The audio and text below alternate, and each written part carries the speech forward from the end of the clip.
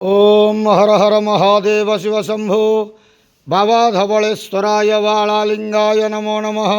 दीपं ज्योति परम ब्रह्म दीपं ज्योति जनार्दनः दीपहरत मे पापो पूजा दीप नमस्तुते। बाबा धवलेश्वर महाप्रभु संसार सुखी रखंतु। आज शुभ शुक्रवार रे समस्त श्रद्धालु भक्त मानक आश्रीपद करंतु, मनस्कामना पूर्ण करंतु, कर्मक्षेत्र उन्नति करंतु, ग्रहरिष्ट खंडन करंतु, जगतर मंगल करंतु, विश्वर कल्याण करंतु, आपणकर नाम प्रकाश करंतु, सेवकर डाक श्रवण करंतु, समस्त गुआवसा भक्त मानकर मनस्कामना पूर्ण करंतु। बाबा धवलेश्वराय बालालिंगाय नमो नमः। संसार सुखी रखंतु आनंद के वार हरि बोलो। आज शुभ शुक्रवार रे समस्त श्रद्धालु भक्त मानू आश्रीपद करंतु आनंद के वार हरि बोलो।